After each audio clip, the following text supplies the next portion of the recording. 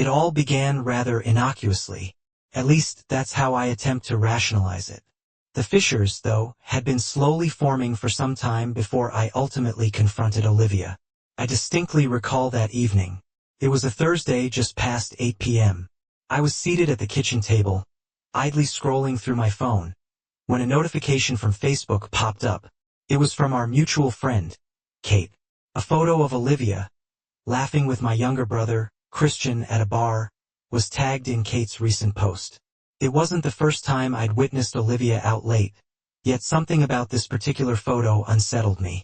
Christian, who was 31 and a few years my junior, had always had a rather close relationship with Olivia, perhaps too close in my estimation. I met Olivia when I was 30 and she was 28. She had just embarked on her career as an interior designer. I was drawn to her confidence, her sense of style, and the way she seemed to illuminate every room she entered. I deemed her to be everything I desired, and for the initial few years all seemed idyllic. We had a pleasant life together. She had a lovely apartment, and I was building my career in the tech industry.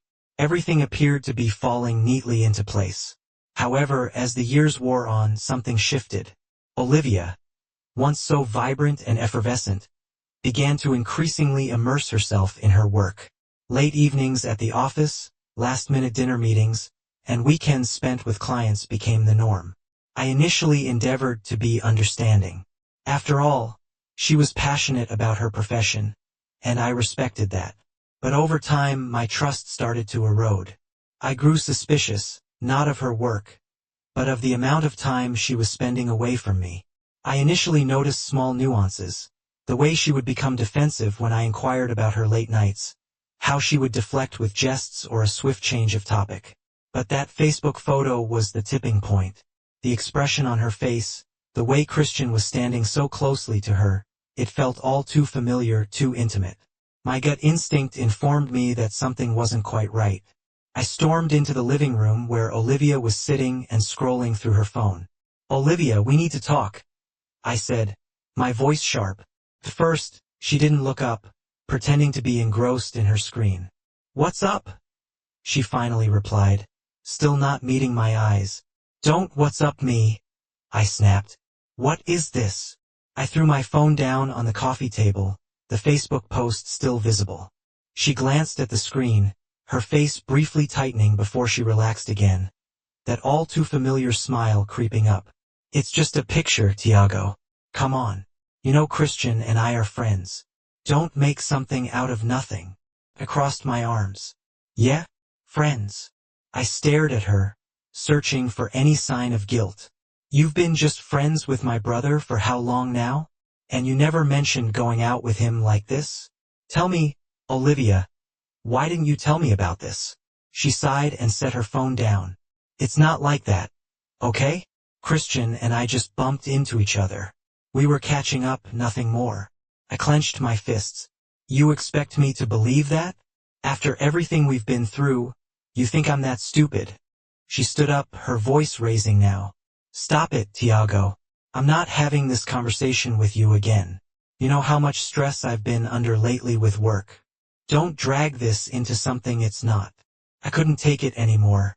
The doubts that had been festering for months were now at the surface, and I wasn't backing down. "Tell me the truth, Olivia. Are you and Christian having an affair?" Her face paled, but she didn't answer right away. Instead, she turned away, pacing across the room. "You're ridiculous," she muttered under her breath, as if trying to convince herself more than me. "Am I?" I shot back, my anger boiling over.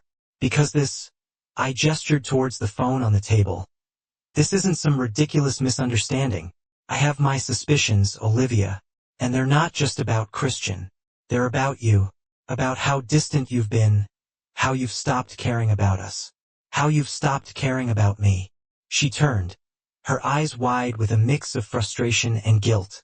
"You don't know what you're talking about," she said, her voice shaky. I stood there, feeling the weight of the words I was about to utter. "I'm done, Olivia. I can't do this anymore.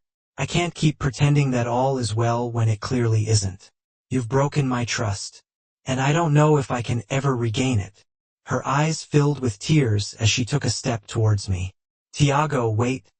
But I shook my head firmly, my decision final. "No. I've tried. I've tried to be patient, to understand, but I can't anymore. We're through." I didn't wait for her response. I grabbed my jacket, stormed out the door, and never looked back. I had always regarded myself as a composed and collected individual. I didn't lose my temper easily, and I prided myself on handling stress better than most. But when I walked out of that apartment that night, I experienced a feeling I hadn't felt in years: pure, unadulterated rage. The kind of anger that makes you feel as if you've been betrayed not only by someone you loved, but by the entire world. I didn't know where I was headed or what I was going to do, but I knew I couldn't remain there. I wound up at my best friend Tom's place. He'd known me for years and was aware of how deeply I'd been involved in this relationship with Olivia. When I informed him of what had transpired, he didn't need to ask for particulars. Tom wasn't a stranger to messy breakups. He'd gone through his fair share of nightmarish relationships. Nevertheless, hearing about Olivia and Christian, that hit hard. Tom knew Christian well too. They'd both grown up in the same town, and Tom always jested about how Christian was like the golden boy of the family, the one who could do no wrong. I'd always brushed off his teasing back then, thinking it was just brotherly rivalry. Now, I couldn't shake the notion that there was something else going on beneath the surface. The images wouldn't stop flooding back. There was Olivia's face in that darn picture, and Christian's hand far too close to hers. "Yeah," I muttered, my voice scarcely above a whisper. "I don't know what to believe anymore. She's always told me I was paranoid. Always said I was imagining things. But—" I trailed off, my thoughts spinning out of control. Tom didn't let me finish. He simply let out a long sigh and rubbed his face. "Man, I'm sorry. I know how much you trusted her. I don't know what to say." I sat there in silence for a considerable time. The anger had begun to ebb away, replaced by something even more agonizing: sadness. I thought about all the times Olivia and I had shared, both the good and the bad. I thought about the future we had planned, the things we discussed. We talked about marriage, having kids, buying a house. Everything had seemed so ideal. Until it wasn't. "Do you want me to go over there? Have a chat with Christian?" Tom asked, his voice low, as if he were tentatively testing the waters. "No," I said hastily. I was still angry, but I didn't want to make hasty decisions. "I don't know if I could look at him right now. I don't know if I could look at either of them." "Fair enough," Tom said, nodding. "But listen, man, you've got to get your head on straight. Whatever's going on, you've got to deal with it. Don't let this destroy you." I appreciated his concern, but I wasn't sure how to process it all. I constantly contemplated what I would say to Olivia if I were to see her again. A part of me desired to shout, to make her experience the same pain I had endured. Another part of me longed to discover the truth, no matter how hideous it might be. And yet another part of me, that part of me still wished to forgive her. Perhaps that was the most dreadful aspect, that tiny voice within my mind insisting that if I merely gave her an opportunity, we could overcome this. But then, I would recollect the manner in which she had gazed at me when I confronted her. Her eyes avoiding mine, her face paling, as if she knew the truth yet couldn't bring herself to verbalize it. That was when I comprehended something. I wasn't going to obtain closure from Olivia. I wasn't going to secure the answers I craved. She had already made her choice. And in that instant, I knew precisely what I had to do. I recommenced my search for apartments.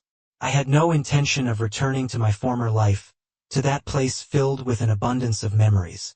I had to sever the ties. I had to leave everything in the past. I located a modest studio in the downtown area, a few blocks away from Tom's place. It wasn't much, but it belonged to me. And it was a locale where I could embark on a fresh start, without the shadow of Olivia looming over me. I remember entering that apartment for the first time. The floors were bare, the walls a pristine white, yet there was something about it that felt like a new beginning. For the first time in several days, I took a deep inhalation. I wasn't glancing over my shoulder. I wasn't awaiting someone to walk through the door and assure me that all would be well. It was just me, alone. I wasn't certain how I would heal or how long it would take, but I knew that I couldn't remain in the same place, adhering to the same routine, and anticipate that things would change. I had to confront this on my own and determine who I was now that everything I had believed I knew had been shattered. As I settled into my new life, a sense of distinctiveness began to pervade. It wasn't necessarily better, but it was indeed different. I discovered solace in solitude and those serene moments. I even initiated enjoying going out alone, indulging in dinners at places I had always intended to explore but lacked the time for. For the first time in years, I felt a resurgence of control over my own existence. Then, approximately a month after I moved into the apartment, Olivia reached out to me. It wasn't a call. Rather, it was a text, merely 3 succinct words. "Can we talk?" Initially, I was at a loss regarding what to do. A part of me was inclined to delete it, block her number, and move on. However, another facet of me, perhaps the part that still yearned for closure, felt compelled to listen to her out. So I replied. "When?" She promptly responded, "Tomorrow. Can we meet?" I gazed at the message for an extended period. A portion of me felt relieved that she was extending this communication, that maybe she was prepared to acknowledge what had transpired. But another part of me was petrified, terrified of hearing her justifications, her explanations, her reasons for it all. I wasn't primed to forgive her, but perhaps, just perhaps, I was willing to hear her side of the story. I sat there, staring at my phone, my thumb hovering over the keypad, hesitant. The words that followed felt burdensome, like a weight pressing on my chest. "Can we meet?" Olivia had inquired, and here I was, uncertain of what to convey. A part of me desired to call her, berate her, declare that I never wished to see her again. But another part, the part that remained deeply connected to her, despite all the hurt, wanted to hear her out. I needed to understand why she had done it, why Christian, why everything had crumbled so effortlessly. I took a deep breath, closed my eyes momentarily, and then typed, "Okay, tomorrow at 6? She replied almost instantaneously, "6 works. I'll be there." As I was making preparations to see her once again, I truly had no inkling of what to anticipate. Would she still be the woman I had believed I knew, or perhaps someone entirely disparate? The designated meeting place was a diminutive cafe in the vicinity of my new abode, tranquil and unassuming. I reckoned it would serve as a neutral territory, not overly imposing for either of us. When I arrived, I took a seat at a table by the window, nervously tapping my fingers against my cup. The minutes seemed to drag on, and my anxiety steadily mounted. Finally, I caught sight of her. Olivia sauntered in, her movements as graceful as ever. Yet there was something decidedly different about her. Her hair remained the same, her smile still warm, but her eyes appeared tired, even hollow. She seemed as if she hadn't been sleeping well, and I couldn't help but speculate if it was due to guilt, or perhaps it was merely the weight of her own choices catching up to her. I stood up as she drew near. She hesitated briefly, then settled across from me, her gaze never quite meeting mine. "Hi," she murmured softly, as if uncertain of how to commence. I didn't respond promptly. I simply sat there, observing her. I desired to utter something, anything, but words seemed to elude me in that moment. What exactly was there to say? How could I embark on this conversation? "I'm sorry, Tiago," she eventually said, shattering the silence.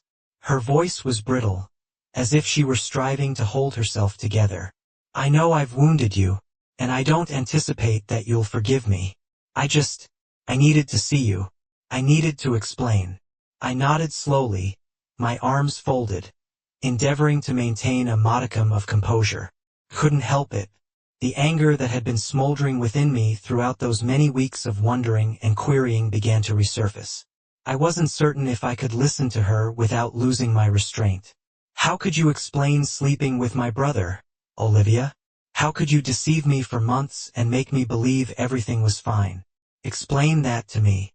At my words, her face flinched, yet she didn't back down.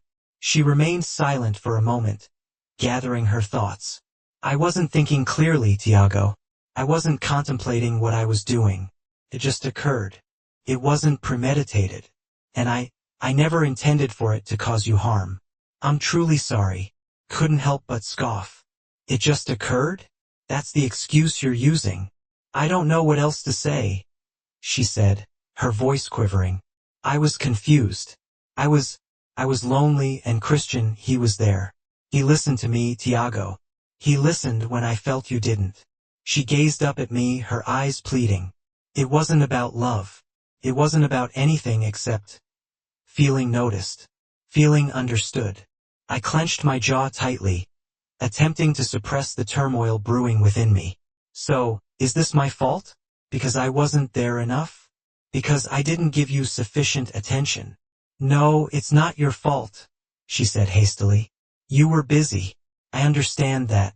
But we weren't in a good place either.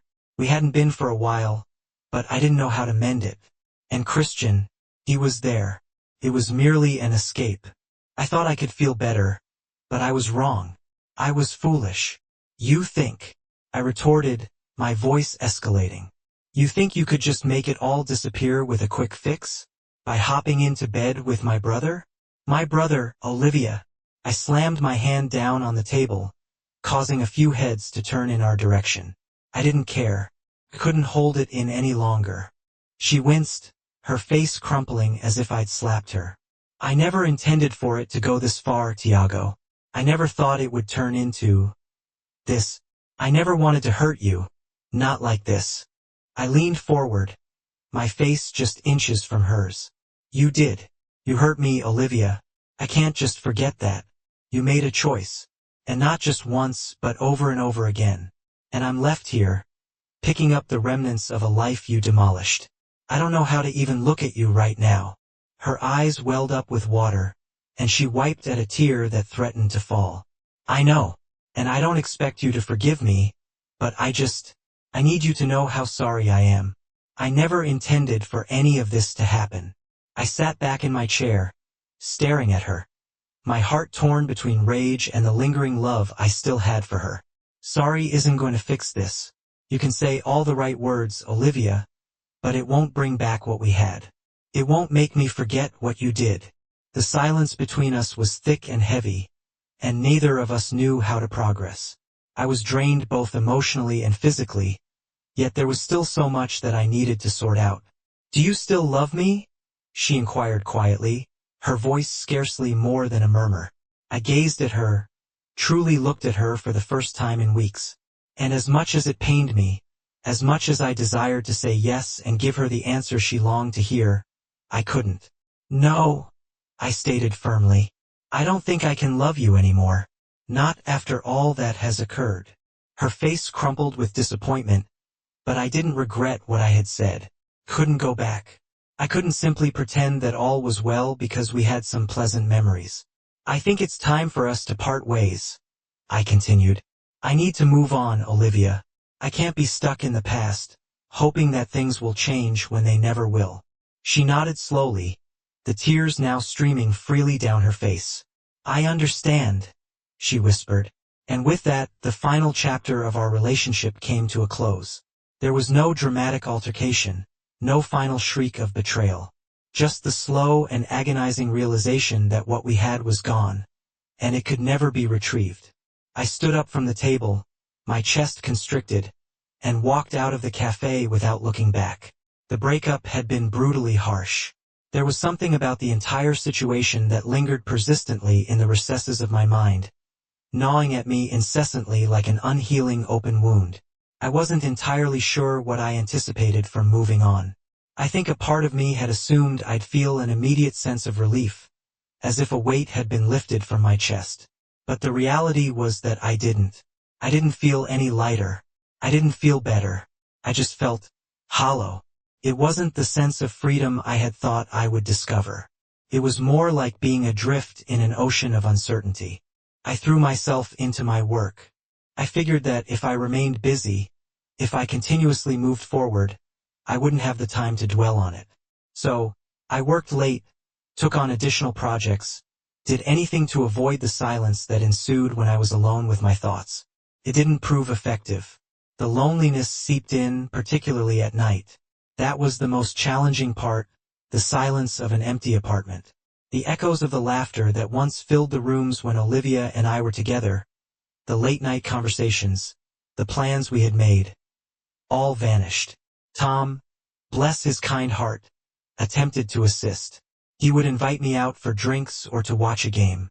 We'd go to various random spots around the city, dive bars, taco joints, whatever. It was his way of diverting my attention, and in a way it worked. But at the end of the night, when I was headed back to my place, that gnawing sensation would return. The emptiness. It didn't disappear, no matter how many beers I consumed or how many times I tried to lose myself in the din of the city. Tucked away in a corner of the city, there exists a place where one can sit and ponder without being disturbed. I wasn't seeking company nor interfering in anyone's affairs.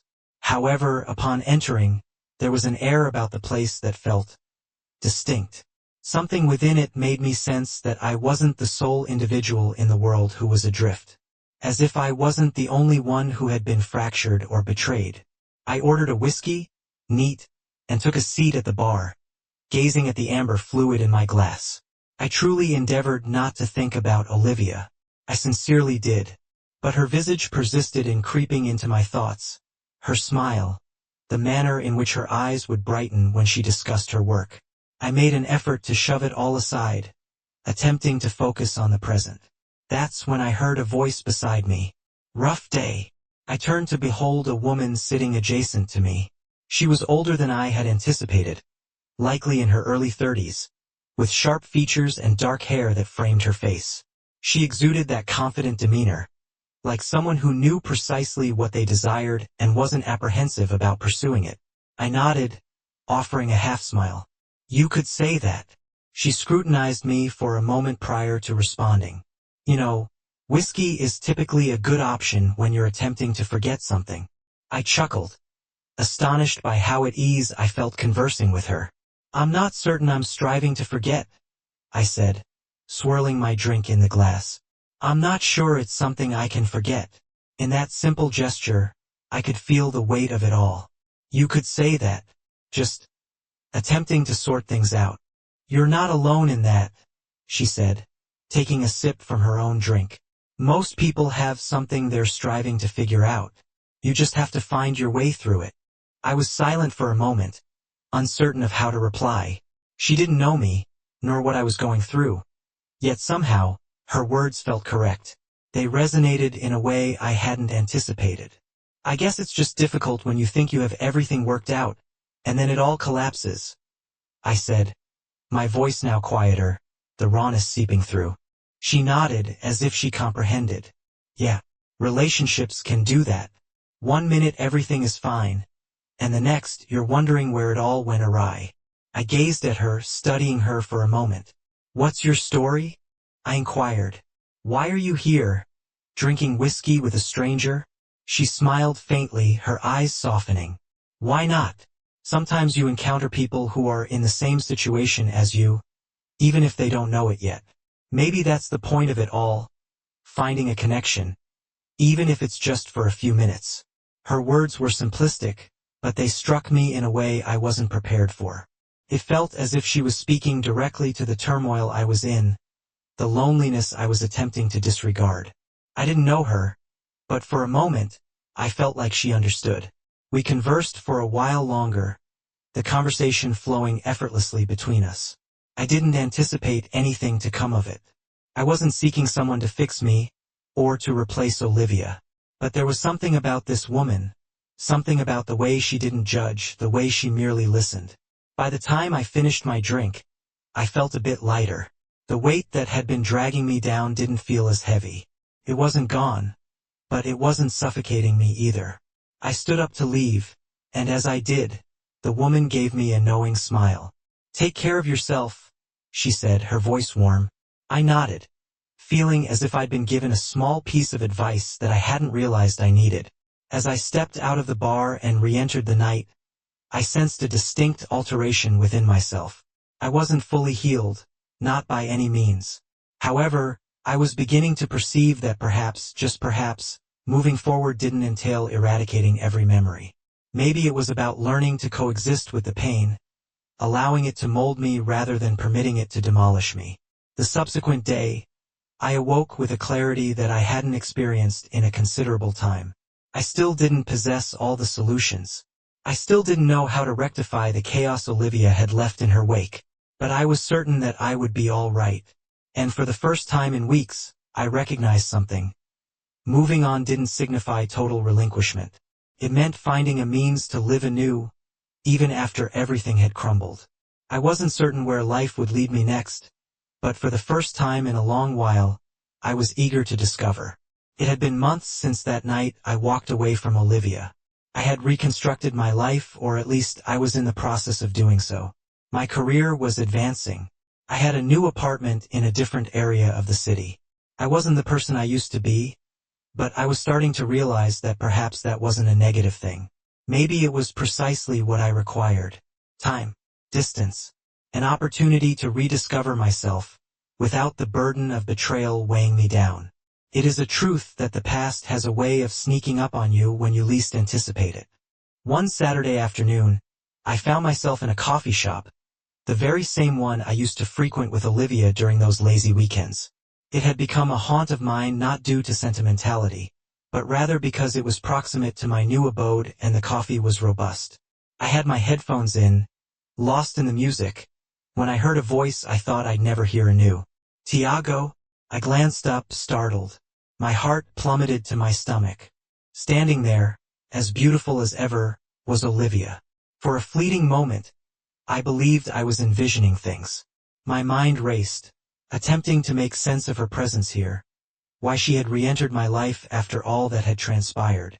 I hadn't laid eyes on her since our breakup and hadn't conversed with her either. I had secretly hoped that I'd never have to confront her again. But there she was, standing before me, her eyes wide, clearly at a loss for what to say or do. "Olivia!" I uttered her name, yet it emerged like a mere breath, as if verbalizing it made it all alarmingly real once more. "Can we talk?" she queried, her voice tremulous. I hesitated, my mind a whirl with 1,000 musings. Why now? It felt like a punch to the gut, as if I had been jolted awake from the peaceful life I'd been crafting for myself. "Why?" I demanded, my tone colder than intended. "Why now, Olivia? After all that's happened?" She shifted uneasily, taking a step closer yet maintaining a certain distance, almost as if she were wary of me. I could discern the guilt etched across her face, the same guilt that had haunted her on the night we last spoke. I had firmly convinced myself that I was indeed better off without her. And yet, there she was, reopening those wounds I had believed were long healed. "Olivia," I interjected, cutting her off. "You had your opportunity to explain. You had your chance to say it all. What else is there to say? You deceived me. You betrayed me. And now you expect me to simply listen." Her eyes filled with tears. "No, it's not like that. I'm not asking you to pardon me. I'm asking you to comprehend. To give me a chance to be heard. Just this once." I felt a rush of annoyance. My hands involuntarily clenched into fists, but I managed to refrain from lashing out. "I have no need for you to rationalize yourself, Olivia. I require no more pretexts. You made your choices. You've already demolished everything." She gazed down at the floor, her shoulders drooping in defeat. I could tell she was grappling, and I was too. I wasn't sure if I could endure another conversation with her. If I could handle her bringing to mind all that we had been, all that we had lost. "I didn't mean to harm you," she whispered. "I thought I was doing the right thing. But I realize now that I was wrong. I see now that I've lost you, and I'll never regain that. I know you loathe me and I deserve it. But I wanted you to know I'm sorry." I expelled a sharp breath, feeling the tension in my chest escalating once again. "Sorry simply doesn't suffice, Olivia. It doesn't undo the harm you caused. It doesn't restore the trust you shattered. I need you to be aware that this wasn't about you. It wasn't about not loving you, nor was it about us not being sufficient. It was about me. It was about my own insecurities and my own blunders." I shook my head, anger welling up anew. and the frustration becoming overwhelming. Insecurities? You think I care about your insecurities? You think that excuses what you did? You can't use that as a shield. You hurt me, Olivia. You chose to betray me. I know, she said, her voice cracking. I don't anticipate that you'll forgive me. I don't expect you to ever trust me again. But please understand that it wasn't because you weren't enough. I've thought about this every single day since it occurred. For a brief moment, there was silence. The world seemed to halt around us. I could perceive how much she was struggling, how much she was hurting. And for a second, I felt the pull of the person I once loved, the woman I had formerly trusted with everything. But then the reality struck me like a hard slap. We were no longer those people. I wish circumstances could be different, I said, my voice low. I wish we could go back. But we can't. I can't return to a life where I'm constantly querying everything. I can't trust you again, Olivia. And I can't keep tormenting myself with what could have been. Her face crumpled, and the tears flowed freely now. She reached out, but I pulled away before she could touch me. I've endeavored to move on, I said, my throat constricted. I've tried to reconstruct my life without you. And for the first time in a long while, I think I'm finally getting there. I'm not going to let you drag me back into this. She seemed about to speak, but I stopped her. Her eyes brimmed with regret and sorrow. I comprehend. I merely desired for you to be aware that I'm remorseful. That's all. And that I hope at some point, you can discover it within yourself to pardon me. I'm not certain if I ever will, I responded truthfully, my voice steady despite the emotions churning within me. But I don't require your forgiveness either. I need to be at ease. And that implies letting go. With a final look, she pivoted and strode away. I observed her departure, the familiar pang settling back into my chest. But this time it was dissimilar. This time I wasn't submerged in it. I inhaled deeply, sensing the burden of the past, the weight of all that we had been, lifting slightly more. Perhaps forgiveness wasn't about disregarding. Perhaps it was about locating the strength to progress forward, even when the past endeavored to draw you back. And for the first time in a considerable while, I knew I was primed to take that step.